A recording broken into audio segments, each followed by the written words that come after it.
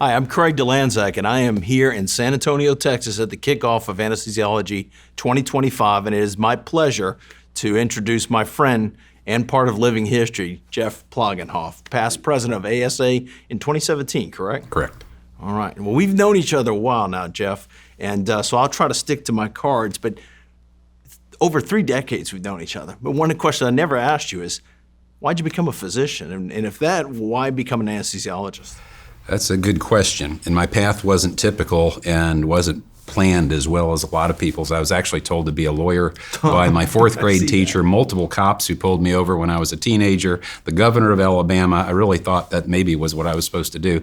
But my father was a family practitioner. I knew I didn't want to do that based on his hours in life. And my stepfather was a dentist. So I was going to be a professional of some type. And then I ended up on my own about a week after high school. So then I knew I had to be able to stand on my own 2 feet. And it led to an interesting path. I knew I had to make good grades, whatever I was going to do. And it was actually a restaurateur that I worked for who I was having a personal conversation with. And he said, Jeff, just think of it. You know, because I didn't want to make a decision. It was just mind-boggling that I was going to decide on one thing to do for the next 50 years. Exactly. It felt so confining. And Craig Calvert said, Jeff, did you ever consider how much easier it will be to do anything else in your life with MD after your name? He said, just do it. If you hate it when you're done, go to something else. And it just kind of relieved my pressure, and I went that way, and the rest was history. Why anesthesia? And I'll come back to that restaurant comment, because I had a long history in restaurants too, and I think there's some applicability in anesthesiology in the restaurant world. But why anesthesiology? As you went through med school, and you went to med school in Michigan. Medical College of Georgia. In Medical College of Georgia. I didn't know that. Interesting history. Yeah, one of 2 non-residents of the state of Georgia. I was going to say, I'm out of surprised. 180. It was an unusual thing. But my stepfather got bored with clinical practice of dentistry, entered academics, and his first 4 years were at MCG. That was when the auto industry was in a crunch, and I thought it'd be nice to get the heck out of Michigan for a little while. Understood. I was driving a Volkswagen Rabbit, and people threw bricks through the windows of foreign cars in Michigan back in the day. So anyway, I was one of those students who pretty much loved everything I did my junior year. I mean, I was going to be this, I was going to be that. Before that in college, I actually considered doing PhD psychology route. Almost did. I did psychology undergrad because I thought if I didn't get into med school, that's applicable to business, and I'd get my MBA. So I was trying to have my back up. I think you've used some psychology over a little bit. Too. When you're working with doctors, man, you got to. And with surgeons, even more so, right? So, but anyway, I thought I hadn't done it. You know, you don't get to do many electives. I did general surgery. I got kind of bored with the continual cutting and sewing and some of the things.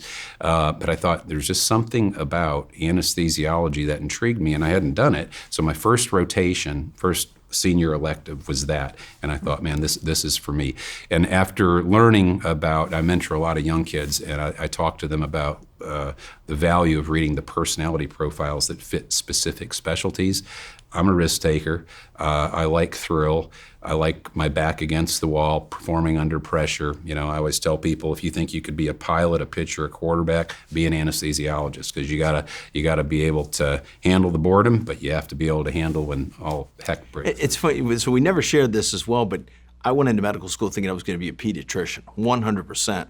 And that first, I don't know, a couple months, they give you that personality assessment, and I was way off the charts anesthesiology. Oh, really? And I didn't really know what anesthesiology was, a problem that we still have out there. And it wasn't for me. I had a little earlier view, maybe between first and second year, but it's sad we don't have an earlier view for medical students to see our profession at most places in the first 2 years. That's why I try to talk to kids about that, because I was just blessed that it came to me sort of naturally. But also it's not enjoying delayed gratification, but immediate.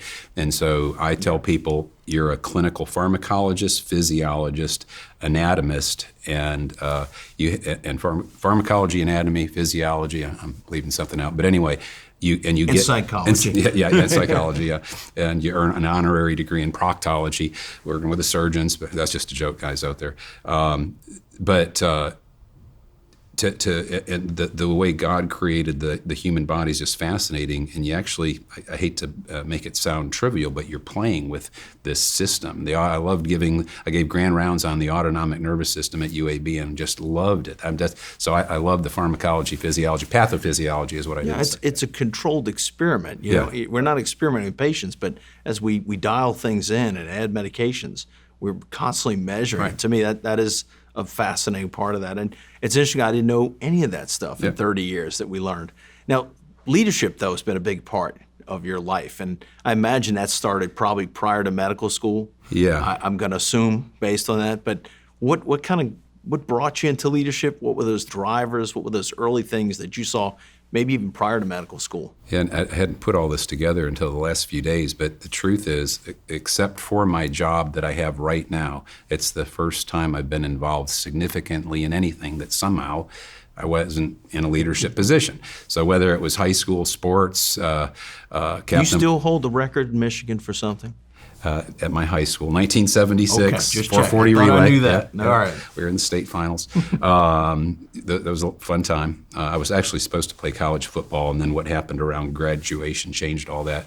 I knew it would be too hard to make straight A's or close to it, and work and do a sport. And I had to work. There was no chance to do anything else. We'll get back to that restaurant thing later. Gotcha. You know, in high school, they wanted me to be a class officer. I said, I won't be a president, take too much time. Okay, I'll be a vice president, that'll be fine. I can say that I never sought a leadership position. I never ran for office. I had a crippling inability to say no to people when they asked me to do things. And then I was kind of raised this way, but it came to me very naturally. My dad did say, if you're going to do anything and you're putting the Plagenhoef name on it, it better be done to the best of your abilities. It doesn't have to be done the best, but if you don't do your best, And I'll stop you there, because I've adopted something that you tell your kids, and my now adult kids, when they say, you know, Dad, I did my best, you would say? Well, was your best good enough would be one thing that I would say. And I thought you were going to say something else. So you might have to tip me off. To do your best and then some. And then some. Okay, yes. So I thought I've that stolen might be that from you So over the to add a years. little humor here, another thing that I've always said, it irked me when my kids might say, well, they've got a better bat. I'd never buy the best bat. I'd say it's the batter, not the bat. Or so-and-so's faster than me, or so-and-so smarter than me. I'll say, I'm very sorry that you're just a Plagenhoef. But as a Plagenhoef, you have to exploit your averageness. And my kids have actually used that in job interviews and brought a little humor to it. This sounds like my father saying, you don't have to be the smartest person in the room, but you just got to outwork everybody else. That's right. I think the Delancey Plagenhoef name is right. So anyway, back to the whole leadership thing. Head waiter at multiple restaurants, head crew worker, I did all kinds of crazy jobs to get myself through school. Chief resident at UAB, served in every leadership position in my local hospital in Dothan, Alabama. So yeah, I really never cared about the title. I think I have a crippling inability, again, when I see something that can be improved, needs to be improved, deserves to be improved, to not try to do something about it. And Ed Ernst, my chair at UAB the first year, he always said, don't ever come to my office with a complaint unless you've got solutions. And I had been taught that. And that's so applicable to what an anesthesiologist does. Right. We need to go to the C-suite with the solution. It's not just here's the problem. Yep. And you mentioned UAB, and I knew about UAB, and there's a long history there. MCG was a surprise. How did you end up at UAB for your residency? Okay, so again, I was a poor child in med school. Although because of waiting tables for 10 years, all through undergrad and med school, I waited tables. I almost did Michigan State's hotel restaurant program. I liked the whole business so much. But anyway, I couldn't travel all over. So I had a friend living in Houston, so I used that as a base, and I tried it. Basically, I interviewed at all the pretty good programs from North Carolina to Texas. And I set up UAB purposefully as my first interview because I knew there's no way I'd go to Birmingham, Alabama. Interesting. I was raised in Michigan. All I knew was George Wallace and race riots. I mean, really, that's all I knew. And I got in there the first night. I drove around the city, and I didn't know where to go, and I went towards the east. Well, that's all the row houses from the steel workers. I thought it's getting worse. Showed up at my hotel room, and let's just say the facilities of my hotel room had been used by somebody, and they didn't flush. I thought, man, God's given me all kinds of signals. And but then I got in there, and Ed Ernst was such a compulsive leader. He had tape on the floor in the conference room for his staff to put the chairs in right, because he said, if I don't put the tape there, they won't have this clean, neat, and organized. Interesting. The baseboards weren't that rubber cheap stuff that you see in a lot of hospitals. He had that all pulled out, and it was all nice wood, stained wood. The ladies said, no, we can't have coat racks in our offices, just a hook on the back of the door. Coat racks look sloppy. And then as I went through, it was, to me, a center of excellence, really high-powered people. Everywhere I went, super sharp residents. I mean, it was a long time before UAB didn't get everybody they wanted in the match. And I was told by everybody there it was a top 10 program in the country out of then 180 programs. And so I used it as the yardstick by which to measure the other programs. I ranked it first, and I got in, and the rest was history. And to this day, I say I love UAB. I love being there. And actually, I was interviewing for Vice Chair of Clinical Affairs in 2013 rather than moving to Waco. It's a long story there, and I'm still thinking about going back in a visiting professorship position to mentor. What fascinates about UAB is I'll bump into some folks, and I really like that guy's work ethic, and I'll find out they're UAB. You know, Jim Kelly is a great example of that, and it must have been something maybe in the water or some individuals, but they don't all stay in Alabama. But you did stay in Alabama. What got you to Dothan, Alabama? After residency, you stayed over in Dothan. So I married somebody from Enterprise, Alabama, very close to Dothan, Alabama. Her father said he had the skids greased at both hospitals. He is a state senator, veterinarian, entrepreneur, neat guy. And she didn't want me to go there to interview. She loved Birmingham. She was a physician, internist. And I said, well, just out of respect for your dad, I'm going to go make it look good.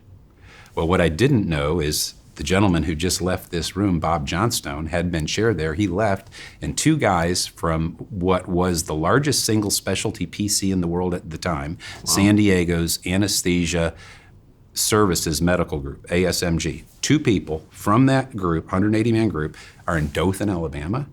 They picked me up, and I tell people I could see my wife's jaw hit the floor of the telephone when I called her and said, I want to move to Dothan, Alabama. A boy from Michigan. One of them was Ralph Fillmore. Ralph Fillmore and Shannon Carson. Shannon was an oral board examiner, boarded in critical care and pediatric anesthesia, both brilliant guys. And I said, just calm down. We'll just go there. If we don't like it, I'm going to use it as a 5-year, fellowship in the business of medicine, because these guys know how to run the business side, and none of us got taught any of that. You know how we both feel about that. And so that's how it happened. And then we grew that group from, I was the 5th person. We worked the first 2 years I was there, 100 to 120 hours a week in-house on the 2 weekends a month that we were on call. On the weekend. And you violated your resident hours. Yeah. Oh, don't get me started. And we ended up having the largest collection of ex-UAB chief residents in the country there. Art Boudreau, my residency program director, who you know well, said he thought we had the strongest group in the Southeast. One time he told me that. We had an outstanding group. And the city of Dothan was just amazing medically. We had, at one time in my first 5 years, we had a medical staff of 250 to 275 with a mean age of 36, mostly from UAB, Emory, University of Florida. You and Ralph put Dothan on the map for me, and that's sort of how our stories intertwine. But was it Ralph that got you involved in ASA and the Alabama State Society? Great question. So part of my whole history, this is about how I got there. I think it's just God's plan, and because things happened that just didn't make sense at all. Doors opened at certain times. It's like, why me? There's always something big to fix. Why me? And so again, I never asked, but it happened. So so I'd go back to the very first kind of big leadership thing I did was in '94, which was 3 years after getting out, and that's when CMS mandated that somebody at every hospital had to create anesthesia and analgesia training for non-anesthesia trained nurses and doctors. Correct. Because too many people were dying in the GI labs, remember? Correct. Well, so that baton got handed to me. So I created this program, and it's still in use today at Southeast Alabama Medical Center. And you didn't seek that job. Ralph, I'm sure, tapped you Oh, and yeah, said, yeah. So I Ralph, gotta have a so the job difference for you. Ralph's, as you know, a very, very close friend of mine and like a father to me. We'd always call him father. He said, "Hey, I'm only 12 years older. I'm your brother." No, you're such a fuddy-duddy. He did seem like an older gentleman even when he was younger. I give you Ralph. that. Well, Ralph was my most impactful mentor of my life, probably, not probably, for sure, professionally. So. And I kind of sensed that when I interviewed there, and that's why I thought, there's something rich here. I'm the type of person who interviews, and I don't really care about the facts and figures. I can read people within about 5 minutes, and if they set off the Plagenhoef snake-o-meter, which is like the robot on Lost in Space, Danger Will Robinson, I'm out of there. So I knew. you weren't looking for the fountain out front. You had already gone to I the wasn't people. looking for the best hour like people look for now. Can I make a huge amount of money and not take call? No, that's not what I did. So I get in there, got that job. Then I got involved in the Medical Association of the State of Alabama, MASA. I'm not sure who pulled me in there. Went to a few meetings. Before I knew it, I was on a few committees.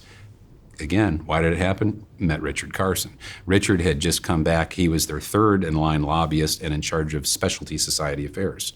So we're making this connection. And this is before Richard's tie-in to Alabama State Society. Before I hired Richard.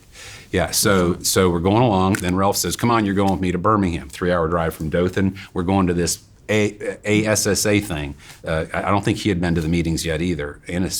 Alabama State Society of Anesthesiologists, or ASA. I know, tough name. Yeah. Tough name. So we're in there, and gets to the end of the meeting. Pete Hendricks, I think at that time, was secretary of the ASA. It's in his house. His wife Lynn cooked us dinner, and every year. And they said, "Well, Ralph, we need a new secretary treasurer. Would you think you could do it?" And he said, "Oh, my plate's too full, but Jeff here would do it." And I'm sitting there going, "Oh my gosh, I never can say no."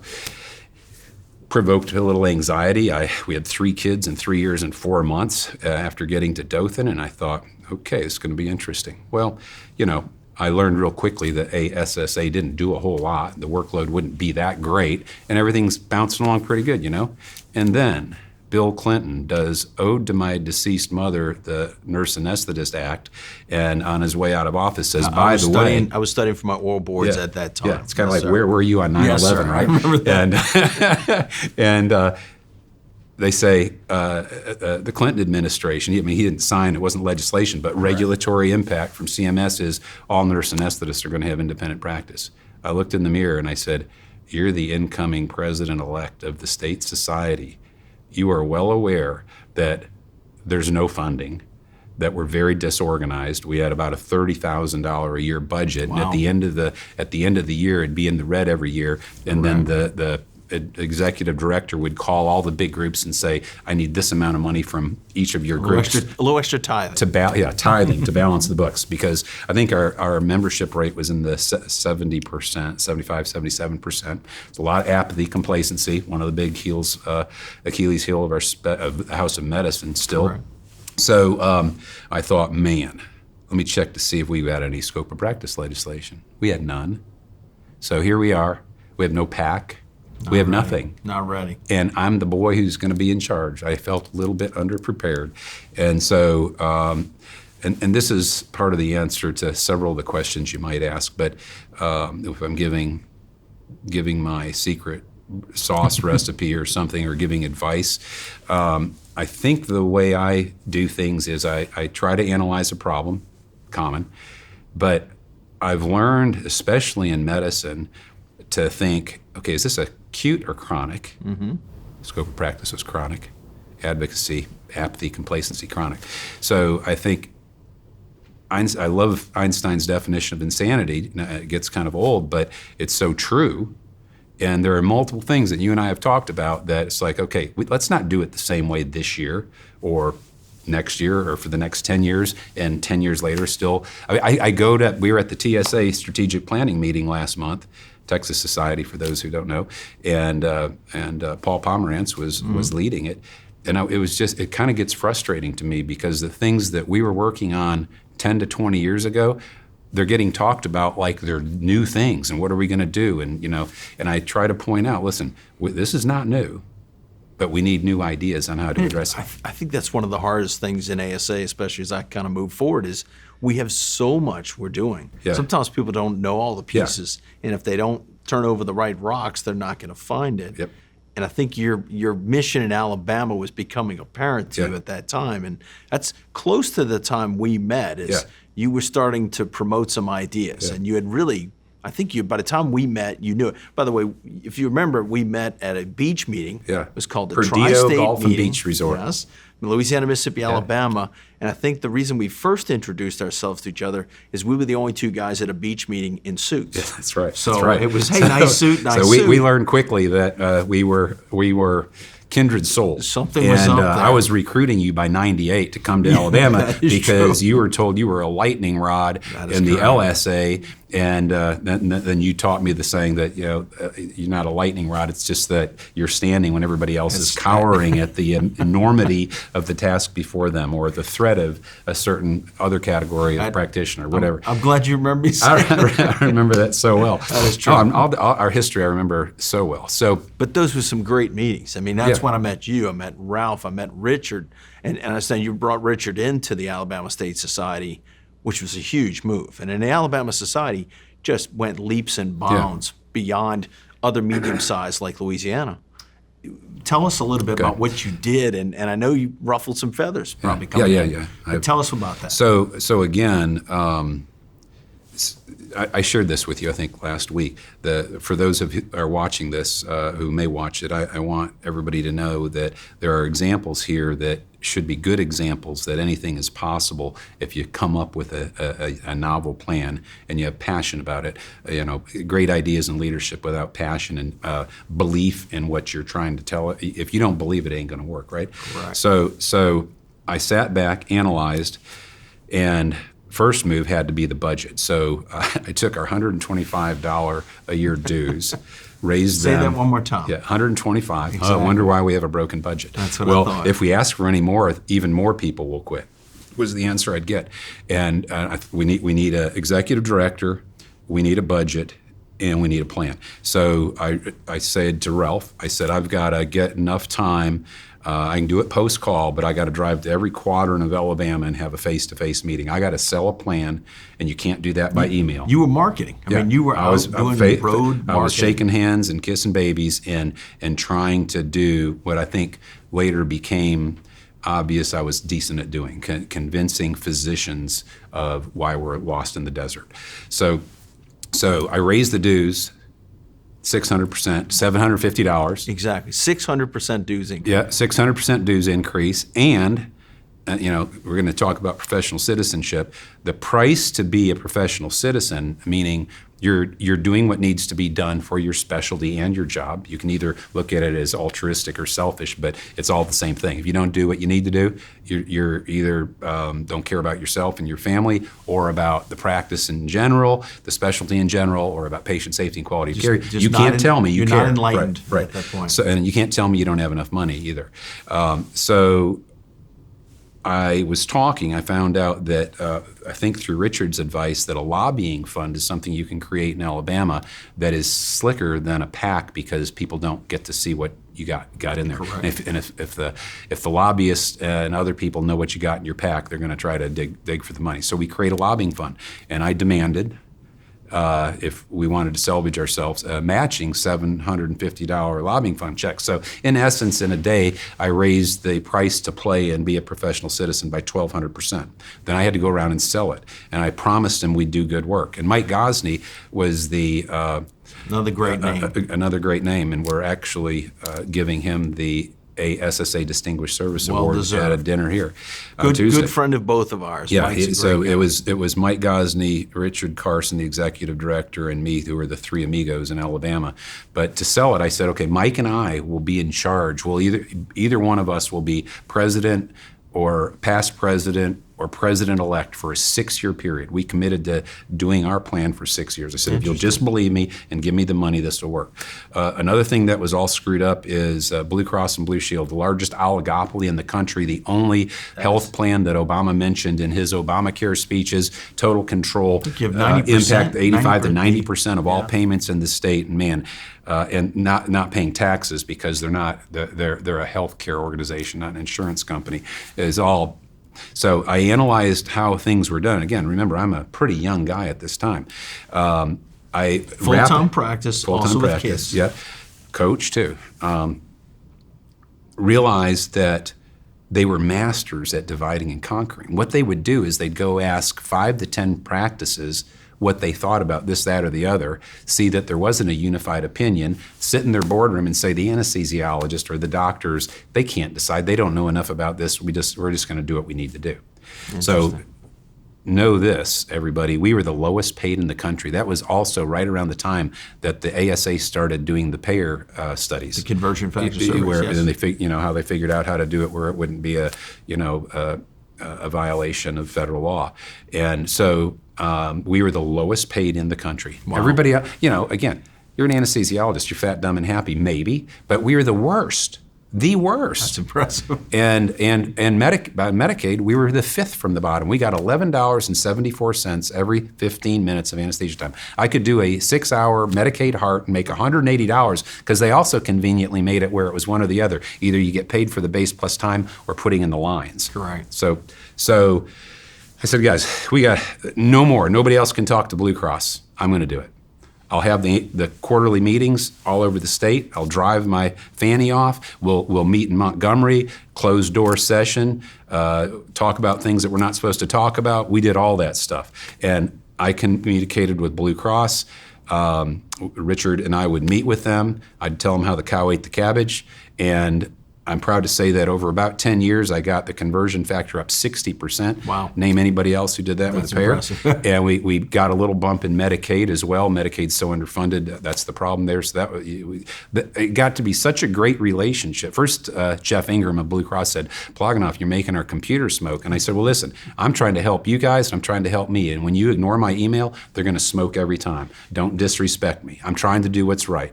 And I would tell them where they can save money. I told them that they shouldn't be paying for anesthesia for pain blocks because my group in pain and Dothan in pain had a 99% patient satisfaction rate, referring physician satisfaction rate, outstanding outcomes, and never ever did anesthesia for a pain block.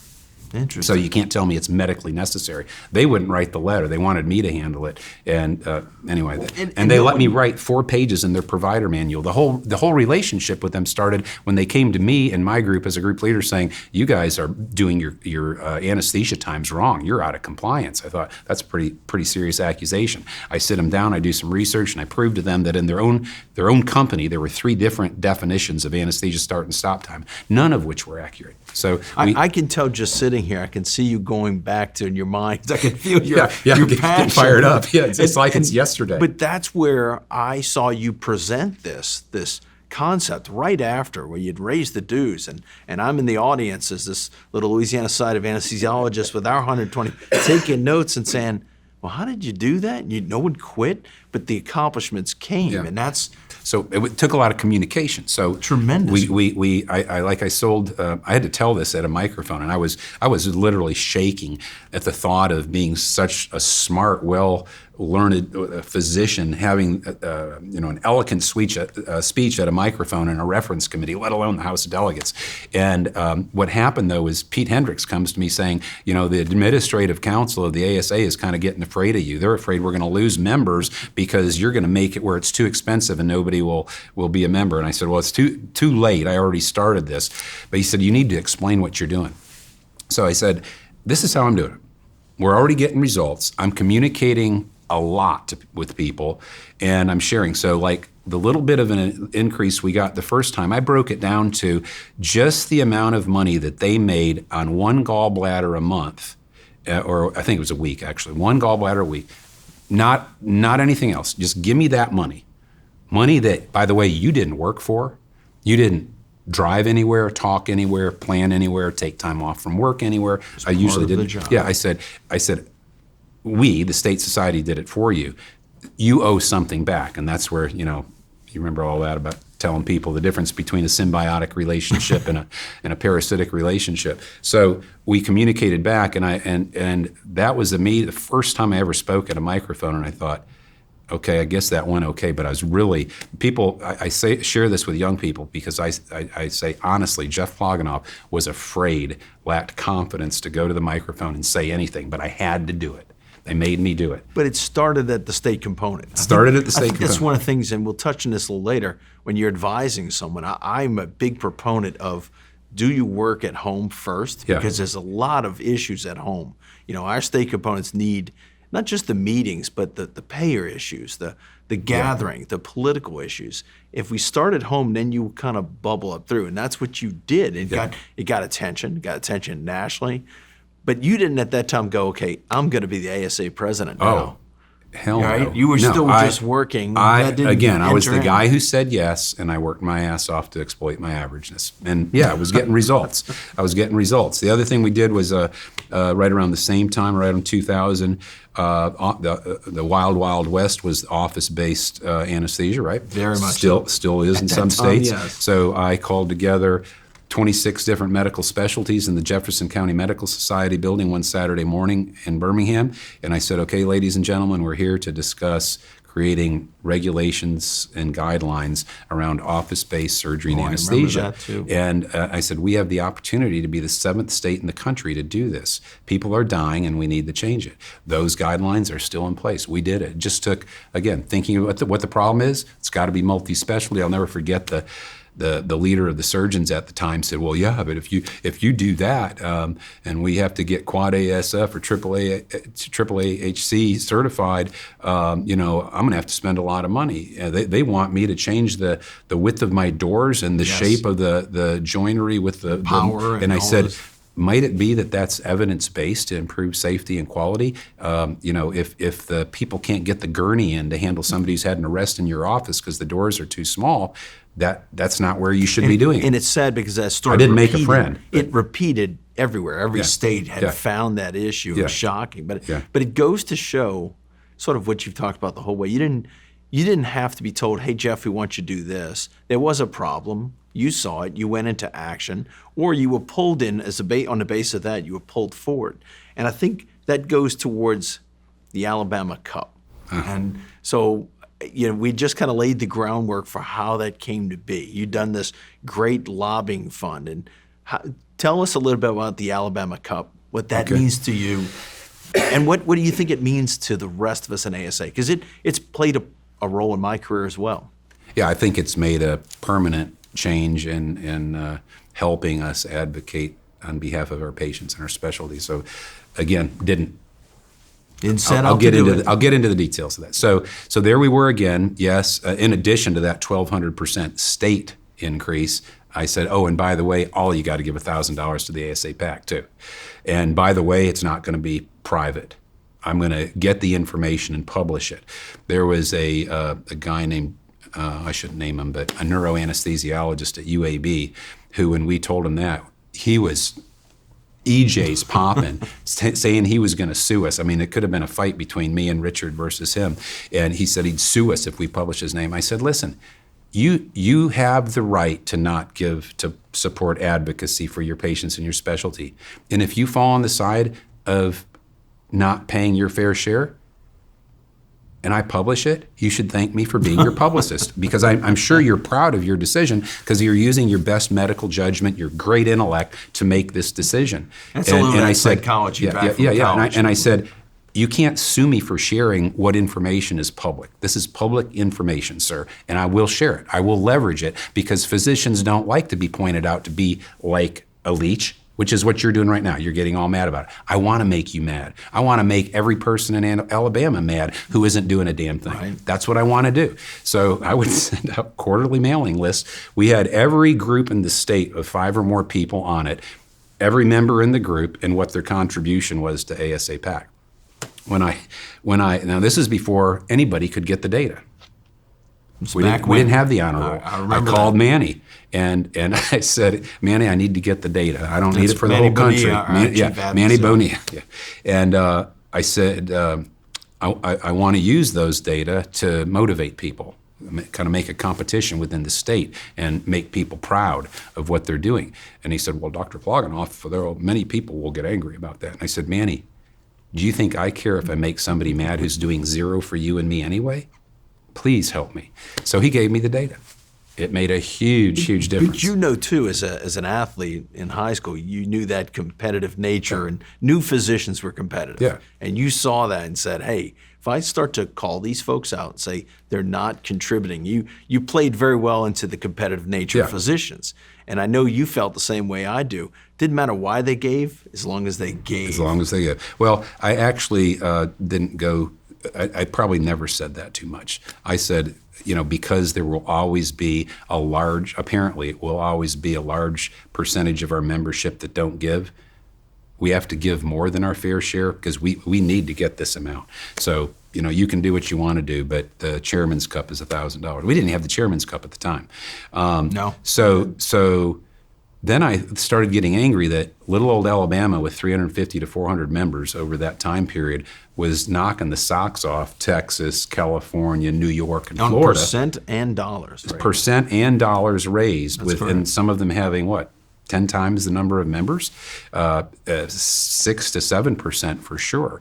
And who cares if you beat a small state on total dollars when you've got 10 times more members, right? I mean, it's about how many people are you converting into champions? And that was another part of what I believed in or saw strategically is we've got over 75,000 anesthesiologists in the country. Think of how powerful we'd be if somebody can inspire more people to be like the small number of people that run the state and national society. That's correct. We can't get anything done ignoring those people. And that gets into you got a question about resident education. You know my life on that one. I'm not gonna go that route right now. I don't want to get off topic. But anyway, so then I started throwing down the gauntlet at meetings. I remember Jeff Affelbaum was the first ASA president that let somebody come to the microphone and speak aggressively about the PAC. I was called unprofessional by people all over the country for taking the gloves off. Somebody from New Hampshire said on the PAC board meeting, Plagenhoef, you're dealing with doctors, you should wear velvet gloves. I said, you got to be kidding me. You put on your dinner gloves and I'll do my boxing gloves. I think that's the restaurant worker in you too. I said, you watch this. This is going to work. I know people a little bit better, I guess. So took off the gloves and made it popular to challenge people. At an ASA board meeting when we used to go to the Westin there in Chicago, somebody asked me to address it because too many board members hadn't paid. And I said, some of you call me unprofessional for calling you out. Like giving to advocacy is unprofessional. We're scientists, we're doctors. I said, I'm going to flip that coin on you. I think every one of you who doesn't give is unprofessional. And the reason I think that is I can prove to you that the most impactful decisions for our patients and our specialty are made in Washington, D.C. and the state capitol. And if you don't play that game, nobody's going to play it for you, and it shows that you don't care. Any of you want to debate that point? Let's do it right now. You could have heard a pin drop. And then we started keeping a list of which board members, which House of Delegates members, it all started. Prior to that, I had to take the heat for being Dr. Unprofessional. But when I got involved with the PAC, 8% contribution rate. I think the highest we've been is 24, 25%. Yes. The states were below 10%. I got Alabama up to over 60% a couple of times and over 40% for a decade, I think. Again, it's just about this isn't bragging. It's trying to make it a little bit more publicly known, especially to the young people who weren't around when we were doing all this, to know that this is why you do it this way. It's human nature. I always say you got to apply human factor science and systems theory science in the leadership of physicians too. You must do that. If you don't, you're just playing the game stupid. But I think you also gave folks a bite-sized effort that they could jump at. Yeah. Hey, Joe Kovaleski, a good friend of both of ours, he came and asked me, what is it I can do? And I said, see if you can get these programs at 100% PAC. It's this bite-sized nugget. And he went out and he did it, as you know, and got the Alabama Cup for that. But I think the PAC push gave somebody an opportunity to do something small that could be a big deal in their state. And that comes from your task doing it. There may have been people doing it before, but you took it and went to a new level. And that's why the Alabama Cup exists. It's a recognition of, bears the name of the state that started this work, but it's a recognition of the hard work that state components do. And now it's a coveted award. So it's very coveted. You asked about that, so that everybody knows how we got the cup. Again, I was getting madder and madder that states weren't doing what they needed to do. And being a sports fan, I thought about the Little Brown Jug and all the other trophies, the Stanley Cup trophies that are used as a symbol of the spirit of competition that people, get this low basic energy of, I want to hold that. I want to take it back to my state. We want to be in a picture holding the cup. Yes. So it was just simple human factor science. So this was when it was a little harder to search on the internet. It took me a couple of months of shopping to find the one that I thought looked the coolest. The cup. Okay. So I bought that cup. Did you? I didn't realize that. Oh yeah. This is how it happened. I was sitting in my office in Dothan, Alabama, and I bought the cup, and I convinced the Alabama Society to reimburse me for it, and I said, but I'm going to you put it to the donating PAC. It to the PAC. Okay. Yep. And then I explained to the PAC board, we're going to have the Alabama Cup competition. We're not just going to be total money because that's not fair to small states. It just lets big states win all the time because they're big, even though their apathy level in their state is huge. So we're going to have total dollars raised, percentage of members giving, and average dollar amount per member giving. And those were the original starting points. So that was, I don't remember, was it 2002? That's 2003. Right. But I can tell you this, and then I thought, okay, it's working for the doctors. It's working hugely good. I started the resident component competition in 2006, drove post-call 3 hours to Birmingham, met with Colin King at the seafood store, and I said, okay, I got a job for you. In 2 weeks, I want all 85 residents at UAB to give to the ASA PAC, because we're going to start something really important here. We're going to change the level of awareness of residents about the importance of advocacy, because if we don't start in residency, it's and we'll get back to that whole point. It's Einstein's definition of insanity. And I want to make sure for anyone watching, in case they're not ingrained in ASA, the ASA PAC is the ASA Political Action Committee, where we as members of ASA can donate money, and that money can be used to assist those legislators at state or federal level, depending on the regulations. So just in case we lose the audience, I want to make sure we do. You and I talk PAC all the time. Yeah. And if you're out there and you're a medical student, you go, what is that? Right. So anyway, we did that, and my proudest moment was when we had 36 programs in the U.S. that were at 100%. I think That's we've amazing. fallen back quite a bit have. since then, but it doesn't need to be that way.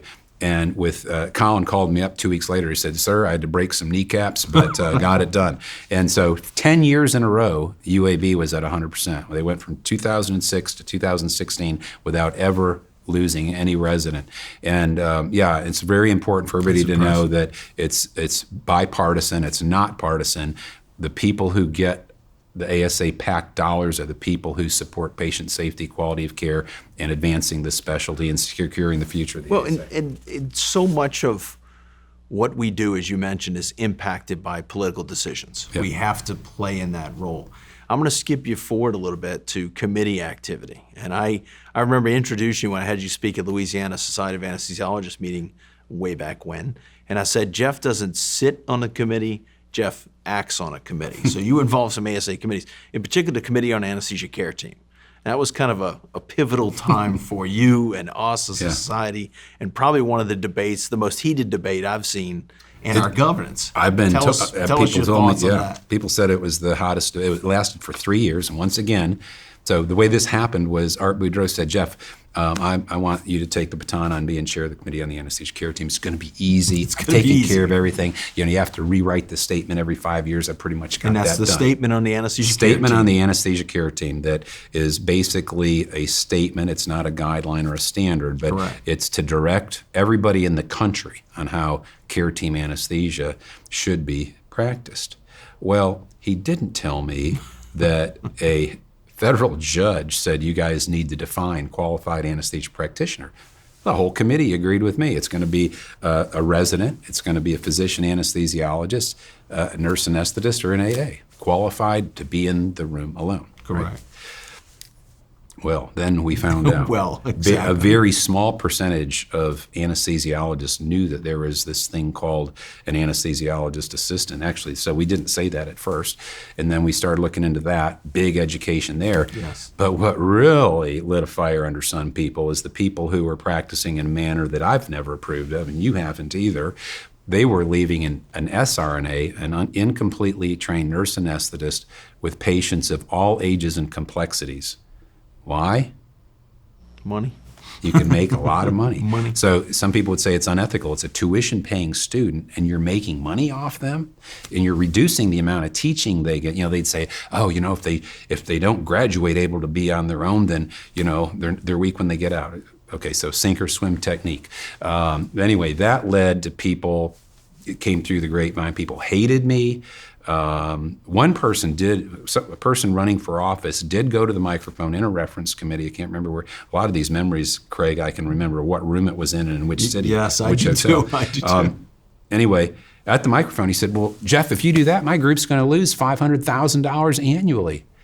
And I said, thank you so much for being the first person in this long debate to be honest. Yeah, to declare a conflict of interest. Yeah. But I said, you're running for office. You just shot yourself in your feet. Don't go swimming. You got some big holes there. It was kind of funny. But we hammered it through. People in it came through. He didn't win, but yeah, it came through, and the committee. It's been less contentious over the years. As someone who followed you as a chair of that committee and did a rewrite on that statement. Thanks for blazing the path to make those hard decisions, because it was a lot easier. So the way for those who are listening, the way the ASA worked heretofore was it was unprofessional to call out somebody for doing something unethical. You just didn't do that, right? Well, that's not the way I would ever be. You know that. It's not the way you would be. We've had to get in the mud a little bit. Yeah. I agree. Pete Hendricks told me also way back when, he said, Jeff, you're never going to win an election. And I said, well, I said, Pete, I'm not trying to run for anything. I'm not worried about an election. And he said, you're kidding me. I said, no. I said, why? He said, you're scaring people. You're too passionate. And I said, Think back about that too, and you're not quite going for a national office yet, but you had a leadership style. For me, I'm a big servant leadership. I think you have a lot of that too. Go out, demonstrate, do what you do, listen to people. Build them up to take on the battles. What would you say is sort of your leadership style? And I know it's evolved over the years probably, but what would you characterize it as, especially leading into your first big election? Yeah, I think I was just sort of made a certain way. I don't think I changed my style a whole lot. Servant leadership, yes. Leadership by example. Albert Schweitzer said, example's not the main thing in leadership, it's the only thing. And I truly believe that. I believe in never telling people or directing people to do something that I'm not willing to do. I've got pictures of me in the OR in Waco, Texas, as department chairman, mopping the floors of the ortho room so we could turn over faster, and I was president of the ASA. I've got some floor mopping pictures my residents take of me. I wonder why. Restaurants. We come back to restaurants. I learned how to swing a mop in restaurants. I sure did. But servant leadership for sure. Just get in there, do more than your fair share, and then some. You brought that up. Yeah, that was a little placard I had on my kid's dresser. I always say, if you do more than your fair share, God smiles upon you, and you're contributing to the greater good, like we all should do. If you're, so back to the state society, I want to say, there were people who would get mad at certain people not being appointed to this committee or that committee who had no experience. But they checked a box, if you know what I mean. And I fought against that. I said, it's our fiduciary responsibility of this top-level organization to make sure every committee is staffed with people who have the ability to serve, not sit. It just drives me crazy when people say, I sit on this and I sit on that. I'll say, I knew that would get you. Yeah. Don't just sit. You serve. Correct. And you do, and you lead by example. And I always said, it doesn't matter if you're the chairman. What matters is, are you contributing? Sometimes, and like for instance, I think it was '04, Gene Sinclair asked me to be chair of the committee on the anesthesia care team. He also asked me to be chair of the PAC. And I said, Gene, I think I can do everything, the things that I know I can do for the PAC, I don't have to have the administrative responsibility. So I focused on leading things without a title. Yeah, I said, leading without a title. One thing that I did was the PAC excuses thing. That was my idea. Yes. Wrote it up. And everybody else added to it. I said, we need a mission statement. Now it's on the Alabama Cup. Changing the style, we don't politely solicit. We say this is your duty, and if you're not doing it, you should definitely not serve as chair of a committee if you don't support advocacy, and you probably shouldn't be on it anyway. Legally, I think we shouldn't do that. Correct. But if you care about the society, please don't fight us on the legality of that. It demonstrates an understanding of know how we need to get things done. And I'll tell you, I quoted Robin Sharma, who's an author, and he talks about leadership needing three things: impact, influence, and inspiration. And I talked about ASA needing to do that, but when I think about you, I think about you had the impact, you had influence when you got to these higher offices, and you inspired people. I think you inspired me, you know that, and you inspired several of my good friends. Yes, sir. But that impact you took to a bigger stage now. You decided to run for assistant secretary. I know you were kind of nudged along. We would see him and go, that Plagenhoef, he's gonna do something one day. Tell us about that, and then how you ended up going. Your ascension was a little different through the administrative council. Talk about that time. Yeah, so honestly, even then, I was pretty shy and unassuming. Yeah, I'd started talking a little bit more. People think I'm making it up, but I didn't have an overdose of self-confidence for sure. But as I saw things working, I thought, okay, I have ideas and I can work hard and I can get some people to work with me. So there were 4 people, maybe 5 people. Frank Cassidy has always been a lifelong friend. Frank, yes. And he was probably encouraging me from 2000. He said, based on what I see, we're going to get you elected. He's always pulling me aside for a fireside chat. Yes. And, this very serious meeting. He was a very strategic guy. But then the 4 amigos a few years later were Jeff Applebaum, Dan Cole, Jim Grant, and Linda Mason. They were all working together for various things, obviously ahead of me. And they, as a unit, wanted me to consider running. And then when it was time to run, I remember Zerwas and Grant both encouraging me to run for assistant treasurer.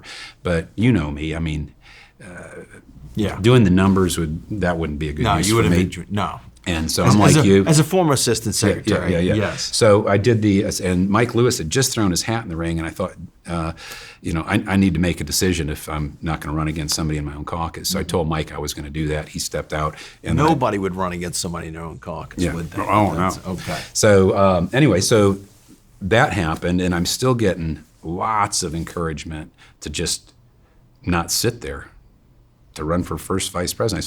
I said, one year as an assistant secretary, can you even do that? Well, then I learned that 7 of the, I can't remember what time span, but some people have never even served on the AC. Correct. I had one person on the AC call me up. He was from a southeastern state and tell me that I was totally unqualified to run for office.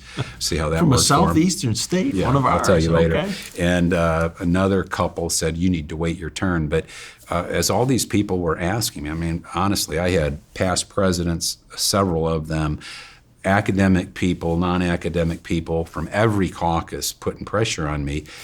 And my wife's saying, well, if you just, hold down a seat on the admin council for 7 or 8 years, you're not going to risk everything. And I said, I really don't care about risking it. If after what I've done, I can't effectively serve the ASA, I don't want to be president because I sat in a chair. Because it was your turn. Yeah. So I said, if it's all over, it's all over. I'd rather call the question now. I'll move on to do something else where people think I am helpful. There's all kinds of things I can do. I do not need to be an ASA officer. So we were on our delayed honeymoon coming back from Europe, and opened up my phone for the first time. I had service in a week. Back then you couldn't get it on a cruise ship. And I think I had 50 texts. I said, oh my gosh, something happened while we were gone. So it turned out at that point I had committed right before we left, and when I came back, the person I was challenging had pulled out, And so, like you, uncontested election, but it really took the belief in me that a lot of people kindly provided, and I really appreciate all of them because, boy, what a great experience it was. I think it's important for people to hear that really, and the person I know too, your humility. Because people see you and they go, oh, that's this Plog, but I think it comes from a place of you're proving yourself every day, right? I mean, I have a little bit of that as well, but I think that surprises folks to hear a little bit of humility, but it also shows that God puts people in the right place at the right time, because you end up as first vice president, and soon after that, the VA decides that they want to change the nursing handbook and remove physician supervision. And you were tapped with that role. And tell us, that was another huge difference, I think, in advocacy for it. And we're still in that battle, unfortunately. Here we are 12 years later. Tell us what your thoughts were, where you were at. Well, Debbie actually reminded me that prior to saying that I was going to run, or when she was telling me to be more cautious, she remembered me, and she told me this today. She said, I want to tell you this. I don't know if you remember this. You told me that you really cared about veterans. You thought it was horrible that they would, with the most vulnerable people, the sickest people in society, who've already risked their lives and given maybe their well-being, a lot of it, and their ability and their youth to protect us and the country, that we would do that to them. You were pretty fired up about that. You remember that? And I said, honestly, now that you tell me I do, that was a factor. I think all the other pushes factored in more. But anyway, I cared about that a lot. We go to the annual meeting, 2015. I could draw a picture of the harbor sitting in a conference room with the EC. Dan Cole says, Jeff, I'm appointing you the national campaign chair. Oh, okay. Another little small thing coming my way. That's where Safe VA Care became Safe VA Care. Yep. So I thought, we got to do this different. And this is a great story. So take your time telling us how you came to that, because it's another bite-sized victory. Yeah, so again, human factor science, analyzing the problem, how can we do this? So I got to meet with U.S. Congressman Chet Edwards, who then became our key lobbyist on the issue for the ASA. We're meeting in a private room with Chet, and he said, listen, we need 20,000 Federal Register letters for sure. And I already knew that meant a 500% increase in anything we'd ever done. I mean, even on pay issues where you'd think they could lift their fingers and go to the computer and do something that would take, at that time, maybe 1.5 to 2 minutes, 4,000 people only did it. And I thought, how are we going to do this? So came to the right conclusion. Apathy and complacency is pervasive. I can change it bit by bit. I will change it through my time on the EC, like I had already. But this is an emergency. So we're going to tell the 4,000 to, after they do it, after they send a letter to the Federal Register, get 5 friends and family members. 1 plus 5 became reality. What was it? We increased the performance on a hot topic item 2,600%. I think we had 104,000 letters. Correct.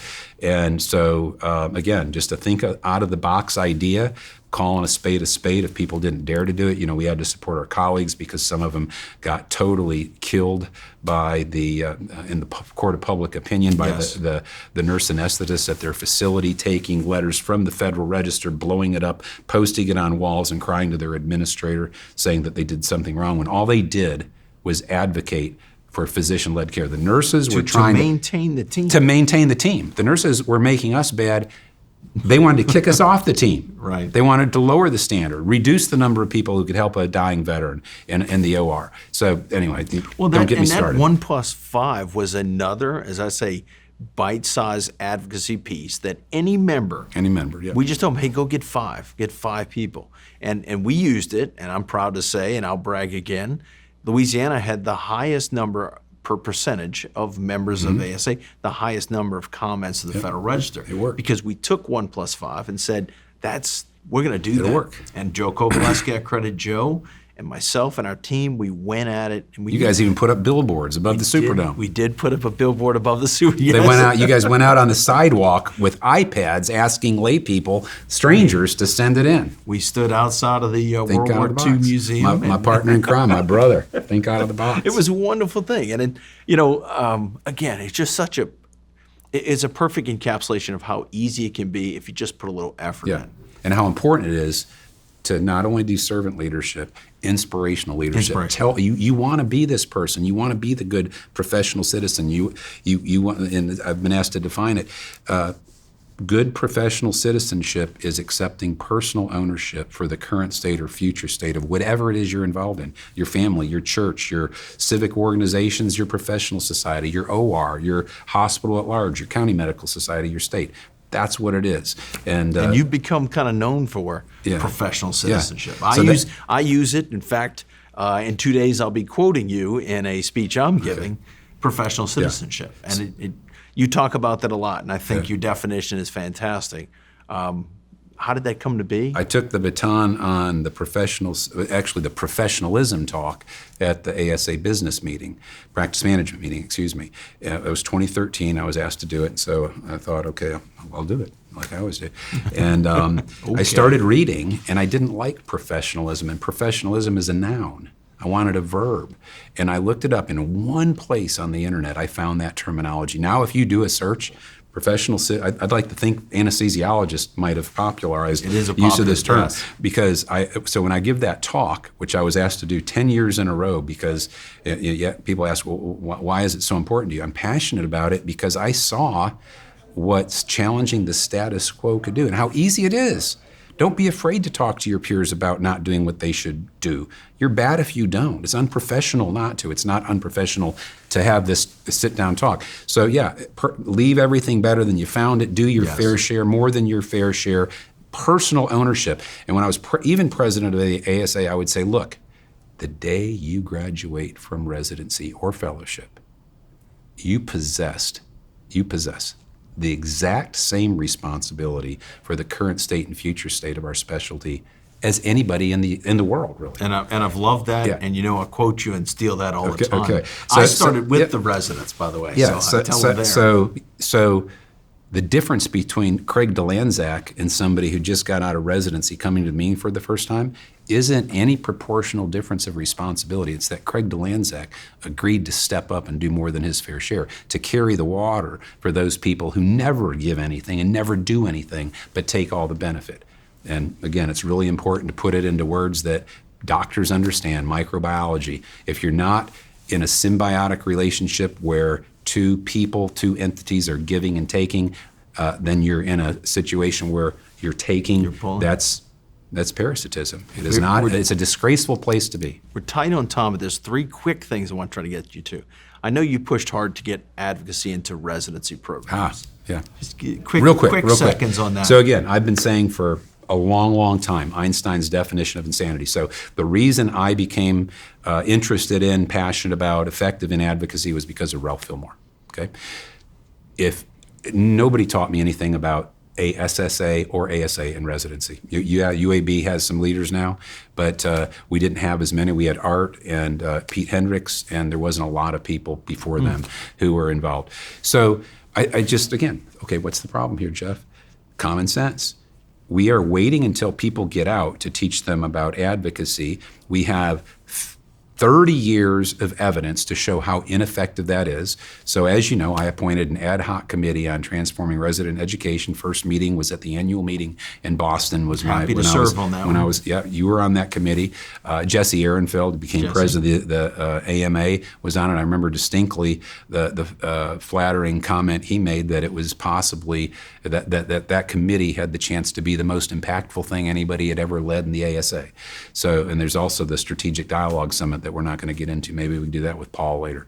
But yeah, so we started analyzing it. We made great progress in 6 months, and then somebody killed the project. But I will still tell you, if we can't figure out, and we have to provide the teaching modules for the residencies. I talked to the big quality guru, Peter Pronovost, about teaching human factor sciences in residency. And he said, I totally agree with you, Jeff, but we don't have content experts at every program. You can't do that. So we have to feed them. This is the content. So remember we said we need a cupboard in the conference room at every residency. Back then we were saying a VHS tape maybe, but whatever. It can be all online now. It'd be so easy. It's Betamax at that time. And I think that was a seed, and I think We've planted that in other places. We now have the ASA Resident Distinction Award. This marks the anniversary of that. First year, we've got just over 20. And one of the pillars that residents have to demonstrate is advocacy. So we are working towards pulling residents toward it. If it's not educated there, we're pulling it. So I think it planted the seed. I think your work cumulatively planted the seed for better advocacy, stronger, more aggressive advocacy. So I'll close you out on this. I'll give you the final one. You touched on a lot of people that affect you. Looking back, this is the long view, right? We're playing this table there. What would you do differently? Would you do anything differently? How would you, what maneuvers, when would you have zigged instead of zagged? And again, I guess we barely touched your presidency, what surprised you in those things. So if there's something in there that fits, but what would you do differently? And I think a lot of the people get interviewed, what were you planning to do for your presidency? What did you do? Mine was, honestly, my whole trajectory was over a decade of work and projects that all I was going to do is continue. And then we had to, we didn't have, I could, another 10 minutes to go over all the topics we faced. I think I told you, ASA presidents would walk up, past presidents would walk up and say, how do you do it? We never had all these things to juggle that are so important, from all the quality metrics and AQI and, VA nursing handbook, you name it, out-of-network billing and payment. We didn't get in that. That's a huge thing that I really enjoyed leading, but what a complicated thing. So back to your question, would I do it differently? When I was doing my neurosurgical 6 weeks at UAB, the neurosurgery faculty tried to get me to switch from anesthesia to neurosurgery. So don't tell me you would have gone that route. So, well, I'm, all modesty aside, pretty darn good with my hands. And I've actually thought of doing plastic surgery too. I have a creative side. I would have loved cosmetic surgery. But the way surgery was at UAB, I said, if I had to deal with the average UAB surgeon every day in my face without any recourse, that my attendings in anesthesia to back me up, I would get kicked out because I'd probably punch one of them in the face. It would have been tough. And at the time, it was tough at UAB. The guys who were doing general surgery, when they were doing CV surgery, they went to bed at 1 a.m, got up at 4 a.m. for a couple of months. They didn't see their wife. They never got to go home. The UAB surgical residency bragged on 100% divorce rate. So I thought, I'll just do this anesthesia thing. I was a charity boy in LSU. We had a lot of the same, same culture, it sounds like. So would I do it differently? The key thing is, this interview is about what my life has been like. We would have lost a lot of advocacy, because if you'd have been a plastic surgeon, neurosurgeon, you wouldn't have touched on those things. That's my point exactly. I would have signed up for a 7-figure plus income, and I would have never had to do all this organized medicine stuff. I would have had a lot more time with my kids and family, and more time for hobbies. So, I've put in a lot of time. I think I was the first person ever to work full-time as ASA president, too. I took full trauma call, full cardiac call, went speaking. The only time I was in Waco each month was when it was the weekend I was full call in-house. The other weekends I was somewhere speaking. But would I do it? Would I do it again? I would, because I feel like I honestly made a difference in a lot of things. And whether it be in Dothan beforehand, and I know there are projects that I did that are still impacting people today. People will call me up and thank me for it. My kids say, Dad, we're glad that you did all that work, because you showed us leadership and hard work and the value of giving back, and you still were a great dad. So thank you, kids, for that. But electronic medical records. I helped develop the user interface for 3 different companies. Most ASA people don't know that. That's a big passion of mine. But we haven't even touched. No, again, it's a short interview, unfortunately. For you and I, could have gone days, but I will thank you for the indelible mark that you left on the American Society of Anesthesiologists. You know the mark you left on me and many of those around me. I appreciate you. Barely got into some of the things that we do, but maybe we'll get this again. With that, we'll sign off, and thank you very much. Again, Craig DeLanzak, Jeff Plagenhoef, ASA President 2017. 2017. Thank you. You can do it too.